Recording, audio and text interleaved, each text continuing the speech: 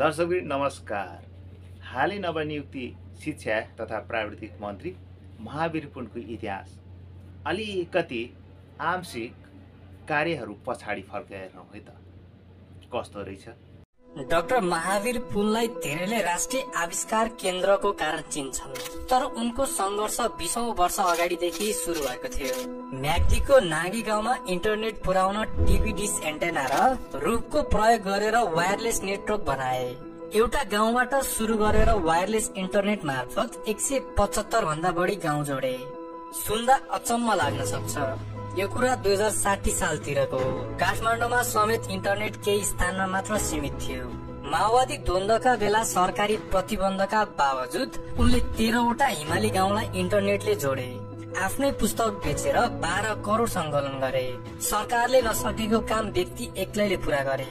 पुस्तकको कमाइबाट राष्ट्रिय आविष्कार केन्द्र र सरकारी कारखाना जीवित पार्ने उनको प्रयास जारी छ। सन् 2007 मा महावीरले एसियाको नोबेल पुरस्कार मानिने रामोन म्याग्सेसे पुरस्कार प्राप्त गरे। ट्रान्सफर्मर किन्ने खर्च जुटाउन डाक्टर महावीर पुनले आफ्नै सम्मान पत्र र पदकहरू लिलाम गर्ने दिन समेत आयो।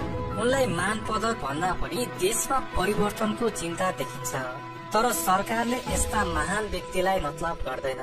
अरबौं खर्चेर अनकन्टार भ्यू टावर बनाइन्छ, तर महावीर पुनको कुरा सुनिँदैन।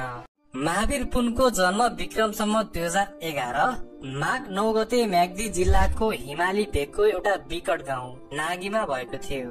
उनका बुवा कृष्ण पुन मलेसियामा कार्यरत भूतपूर्व गोर्खा सैनिक थिए। ग्रामीण परिवेशमा हुर्किएका महावीरले बाल्यकालमा हजुरबुवा र साथीहरूका साथ गाई बाख्रा चराउने गर्थे।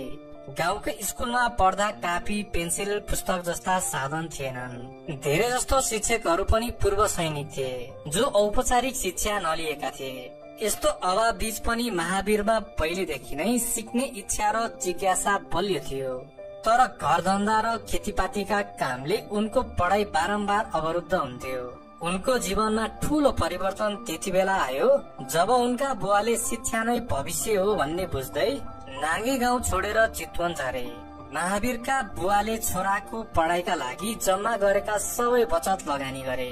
महावीरले चितवनको खैरेनी उच्च माध्यमिक विद्यालयबाट 1970 विक्रम सम्वत 2027 मा सेकेन्ड डिभिजनमा एसएलसी उत्तीर्ण गरे। आर्थिक अभावको कारण उनले तत्काल उच्च शिक्षा पढ्न सकेनन् र शिक्षकको रूपमा काम गरेर परिवार पाल्न र भाइ बहिनीहरूको पढाइ खर्च जुटाउन थाले। 12 वर्षसम्म महावीरले नेपालका 4वटा विद्यालयमा अध्यापन गरे अथवा पढाए। यो अवधिमा उनले परिवारको मुख्य सहारा बनेर शिक्षा विकास र सेवामा आफूलाई समर्पित गरे।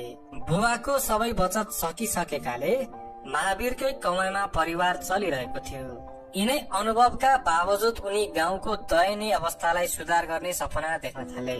1980 को दशकमा उनले उच्च शिक्षा हासिल गर्न बेलायत र अमेरिकाका विश्वविद्यालयहरूमा आवेदन दिन थाले। धेरै प्रयासपछि सन् 1989 मा अमेरिका स्थित युनिभर्सिटी अफ नेब्रास्का केर्नीबाट आंशिक छात्रवृत्ति पाए। नेब्रास्कामा उनले विज्ञान शिक्षामा स्नातक ब्याचलर इन साइन्स एजुकेसन गरे।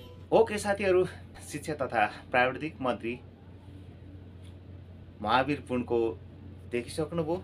पछाडिको कार्यशैलीहरू कस्तो रहेछ, राम्रो लागेमा अथवा आफ्नो केही कमी कमजोरी भएमा कमेन्ट बक्समा थोरै भए पनि कमेन्ट छोड्न नबिर्सनु होला। नमस्कार, टेक केयर।